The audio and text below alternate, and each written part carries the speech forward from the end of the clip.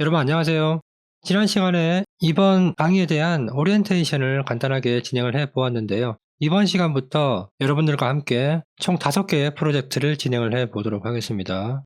자, 먼저 그 첫 번째로 이번 섹션 1에서는 아주 간단한 애플리케이션을 한번 만들어 볼 텐데요. 바로 구구단 애플리케이션입니다. 자, 여러분들이 프로그래밍에 처음 입문을 하면 알고리즘 문제를 풀 때 구구단 문제가 항상 나옵니다. 아마 풀어보신 분이 아마 대부분이실 것 같은데 구구단 문제를 푸는 거는 그렇게 어렵지는 않습니다. 다만 이번 시간에는 이 구구단 애플리케이션을 만들기는 하는데 자바의 스트림 API를 이용해서 만들어 봅니다. 자, 이게 무슨 말이냐면요. 아래쪽에 쭉 가보겠습니다. 자, 우리가 일반적으로 구구단 프로그램을 만들 때 2단부터 9단까지 전체 단을 출력을 하는 프로그램을 만들고 포문을 이용해서 프로그램을 만들게 됩니다. 자, 아니면 특정 단을 입력을 받아서 해당 단만 출력을 하는 프로그램을 만들게 되죠. 그런데 저희는 이번 애플리케이션에서는 포문을 이용하지 않고요. 자바 8부터 지원하는 스트림 API만 이용해서 구구단 애플리케이션을 만들어 보도록 하겠습니다.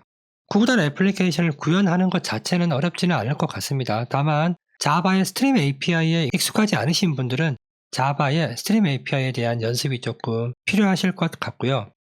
스트림 API에 대한 내용은 제가 별도의 시간을 내어서 말씀을 드리도록 하겠습니다. 자, 프로젝트 목표를 한번 보겠습니다. 스트림 API는 기본적으로 자바 8부터 역시 지원하는 람다 표현식과 함수형 인터페이스의 개념을 포함을 하고 있습니다. 그래서 자바의 스트림 API를 이용하기 위해서는 람다의 기본 개념과 함수형 인터페이스의 기본 개념을 알고 있어야 됩니다. 자, 당연히 자바의 스트림 API를 사용을 해야 되기 때문에 기본적인 사용 방법을 이해할 수 있어야 됩니다. 그리고 이번 구구단 애플리케이션을 만들어 보면서 아주 기본적이지만 중요한 것들을 여러분들이 알 수 있게 됩니다. 첫 번째가 바로 코드 가독성인데요. 우리가 애플리케이션을 만드는 방식은 여러 가지가 있겠죠. 각자의 스타일이 있을 테고요. 하지만 내가 만든 애플리케이션의 코드를 다른 사람이 봤을 때 읽기 좋고 이해하기 좋은 코드로 제작을 하는 것이 굉장히 중요합니다. 그래서 여러분들이 먼저 구구단 애플리케이션을 만든 이후에 제 강의를 들으면서 읽기 좋은 코드라는 것이 어떤 것인지 이해할 수 있으면 좋을 것 같습니다. 자, 읽기 좋은 코드의 연장선상에 있다고 볼 수 있는데요. 하나의 메서드 안에 여러 개의 기능을 하는 코드들을 한꺼번에 때려 넣는 것이 아니라 각각의 기능에 맞게 메서드로 분리하는 연습을 해 보도록 하겠습니다. 자, 그리고 메서드만으로 분리를 할 수는 있지만 자바는 객체지향 언어이고요. 그 객체지향 언어의 핵심이 되는 요소는 바로 클래스입니다. 각각의 역할에 맞게 클래스로 역할 분리를 할 수 있도록 연습을 해 보도록 하겠습니다. 구구단이라는 핵심 로직 자체는 굉장히 간단하지만 여러분들이 스트림 API도 사용을 해야 되고 코드의 가독성도 생각을 해야 되고 그리고 각각의 역할에 맞게 코드를 어떻게 분리할 것인가에 대한 생각도 해야 되기 때문에 간단하지만 아주 중요한 프로젝트라고 볼 수 있습니다. 자, 그러면 다음으로 기능 구현 요구사항을 잠깐 보도록 하겠습니다. 기능 구현 요구사항은 애플리케이션을 실행시켜서 콘솔에 출력되는 내용을 보면서 확인을 해 보겠습니다. 자, 먼저 화면을 조금 나눠 볼게요. 이렇게, 그리고 코드도 이렇게 나누도록 하겠습니다. 자, 애플리케이션을 먼저 실행을 해 보겠습니다. 자, 이렇게 애플리케이션을 실행하면 콘솔에 이런 텍스트가 출력이 되죠. 단을 입력해 주세요 라는 텍스트가 표시가 됩니다. 그러면 여러분들은 여기에 구구단 중에 특정 단을 입력을 하면 됩니다. 그리고 엔터키를 누르면 이렇게 특정 단이 출력이 되게 하면 됩니다. 여기서는 3을 입력했으니까 3단만 이렇게 출력을 하는 것을 볼 수가 있습니다. 그리고 애플리케이션이 종료가 되었는데요. 요구사항을 어떻게 하느냐에 따라서 애플리케이션을 종료하지 않고 다른 단을 입력으로 받아서 다시 출력을 할 수도 있습니다. 자, 그래서 기능 구현 요구사항을 보시면요. 특정 단을 먼저 입력을 합니다. 그리고 해당 단에 대한 구구단을 출력을 합니다.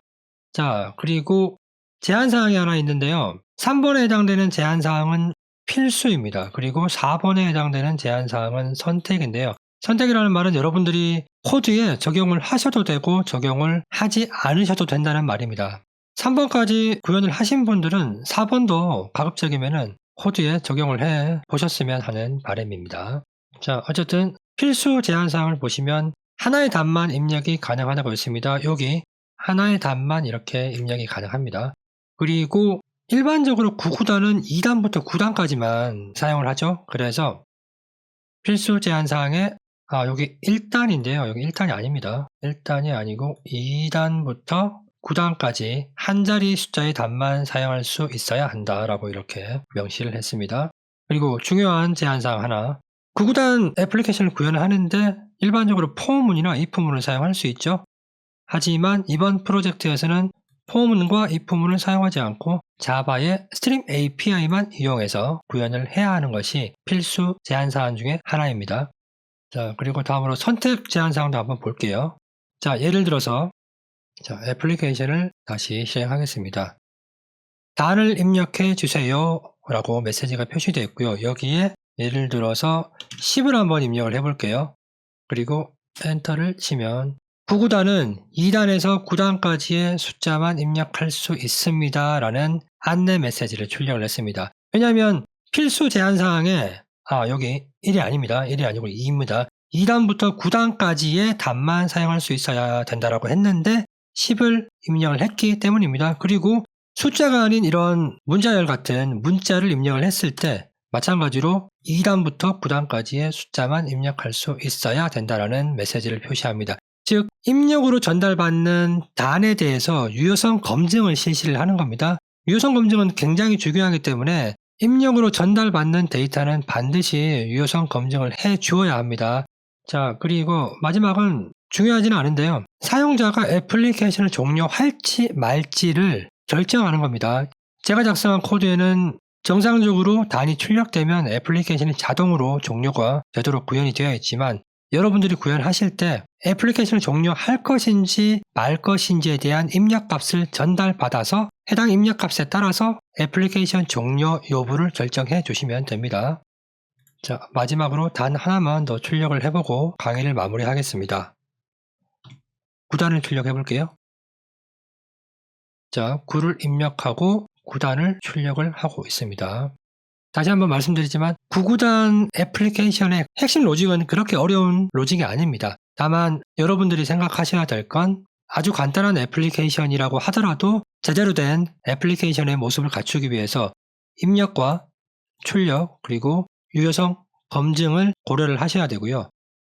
그리고 프로젝트의 목표에 보시면 스트림 API를 이용을 또 하셔야 되고 코드 가독성이나 기능별로 메서드로 분리하거나 아니면 클래스로 분리하는 이런 내용들을 고려를 하셔야 되기 때문에 조금 시간이 걸릴 수도 있습니다.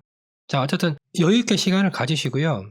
일단 첫 번째로 구현하고 난 다음에 돌아간다고 해서 애플리케이션 구현이 끝났어 라고 생각하지 마시고 여러분들이 만든 코드에 대해서 다시 한번 꼼꼼히 살펴보시고 어떤 부분을 다시 수정을 해서 더 좋은 코드로 만들 수 있는지 고민을 해보시고 다음 강의로 넘어가 주시기 바랍니다. 여러분들이 고민을 많이 하면 많이 할수록 여러분들의 애플리케이션 구현 능력은 그만큼 더 많이 향상이 됩니다.